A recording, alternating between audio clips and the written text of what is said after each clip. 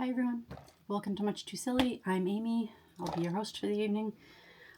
This is going to be a super quick get ready with me, mostly because I have to run out to Target to pick up a prescription. But I have a story I want to tell you while I'm doing that. I'm not going to talk a lot about the makeup, but I will link everything down below in case anybody is interested in what I am putting on my face.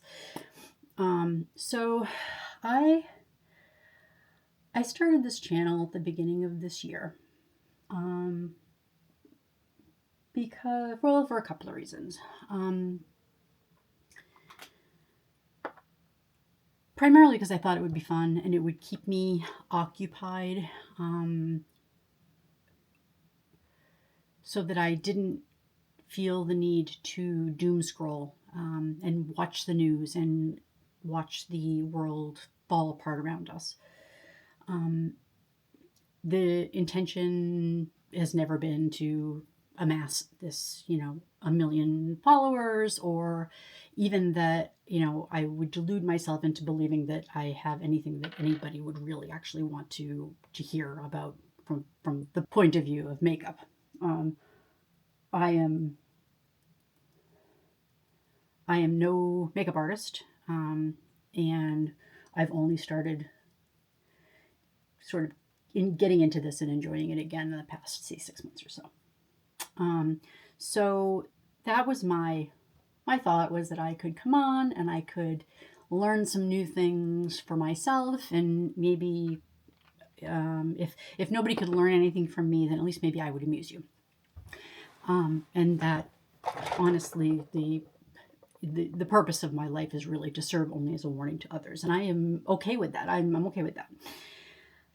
So, but what happened was, I started watching lots of other beauty content creators, which is awesome, and I spend a lot of time doing that, and a lot of them are just amazing, and some of them are hilarious, and I've enjoyed it a lot. But one of the things that I've noticed is that I spend a lot of time looking for tips and tricks for, say, mature skin, or textured skin, or dry skin, or how to do makeup better on extremely hooded eyes, which is all amazing and great. That's fine. However, this past weekend I went to a celebration of life, and I don't want anyone to feel as though they need to drop in "I'm so sorry for your loss" or anything like that into the comments. This was a woman whom I knew, but we weren't close by any stretch of the imagination. And the reason I was there was because she was the mother of someone that I care very much about, and I wanted to be there to support him and his family.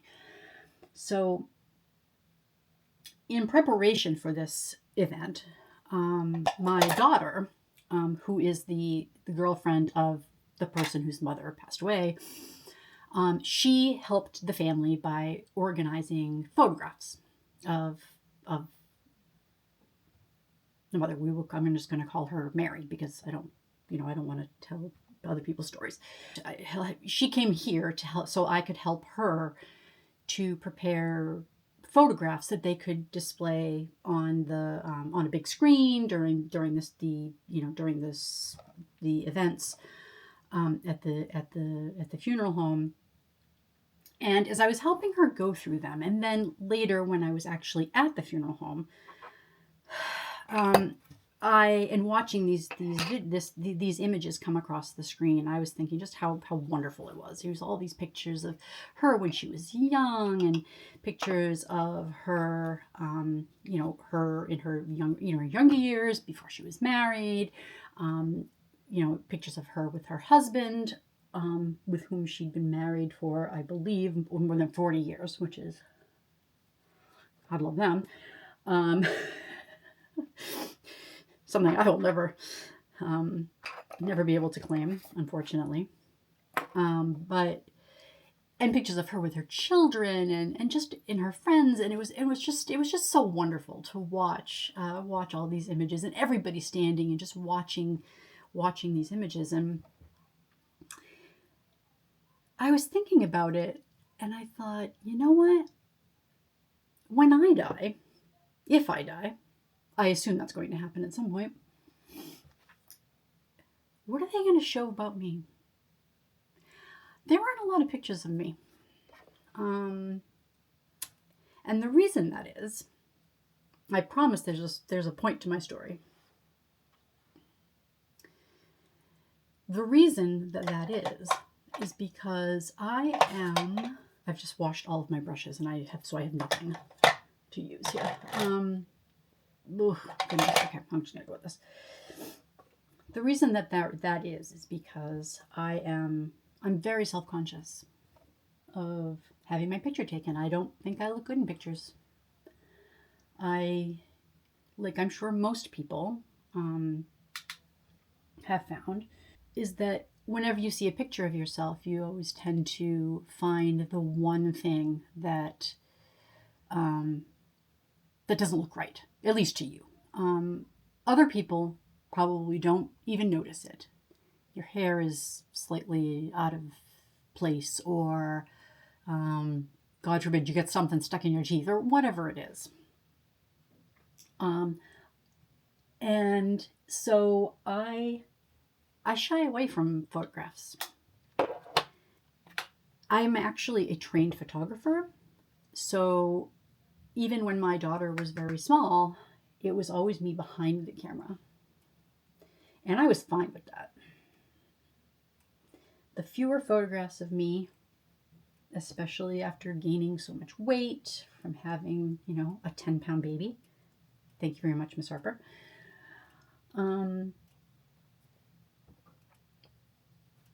really, up until very recently, I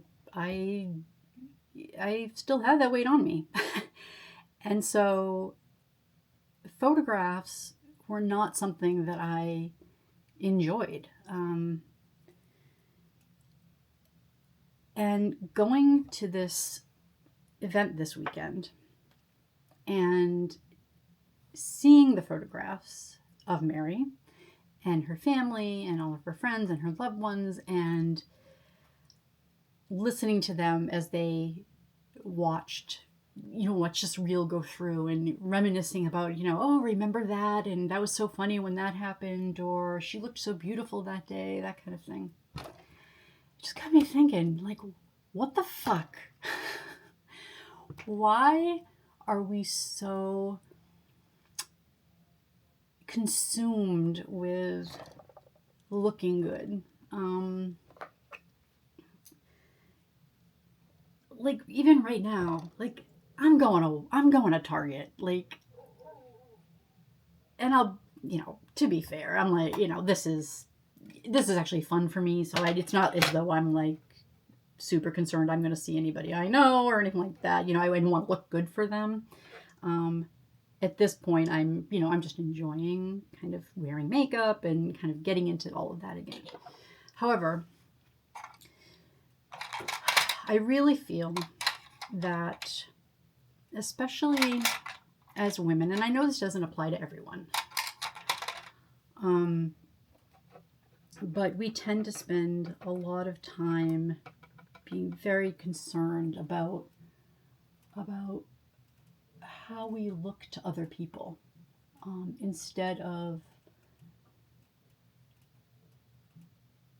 just being comfortable in our own skin and being grateful for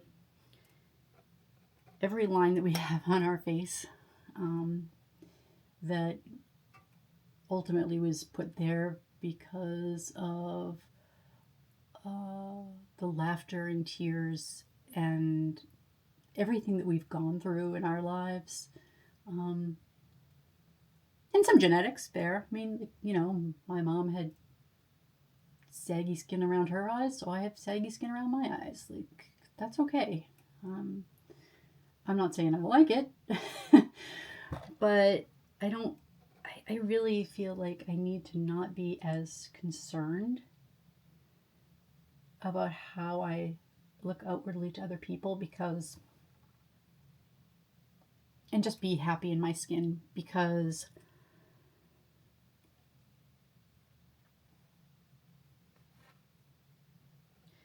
if I do go,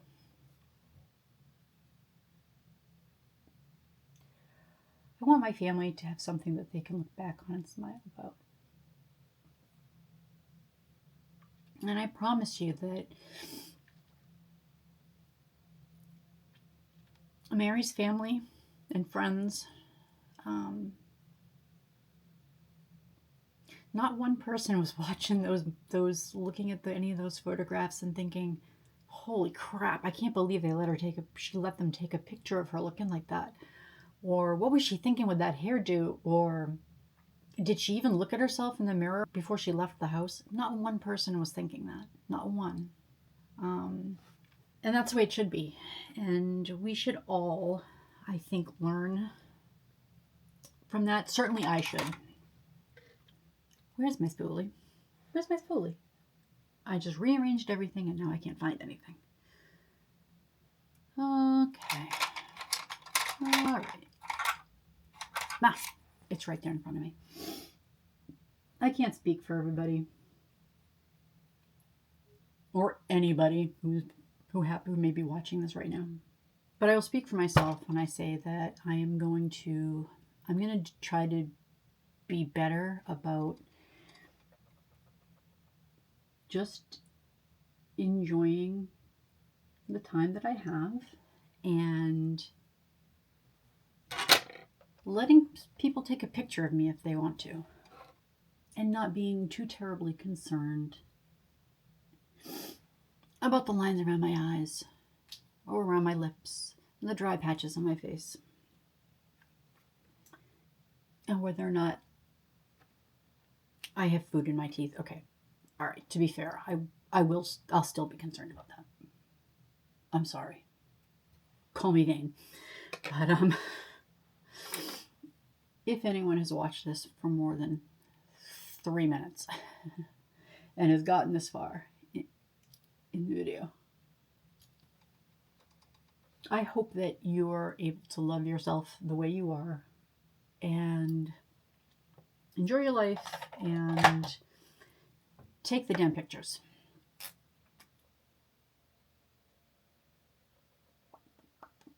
And don't be self-conscious about how you look, because someday somebody you love is going to want those photographs and is going to be very glad they exist. And yeah, that's it.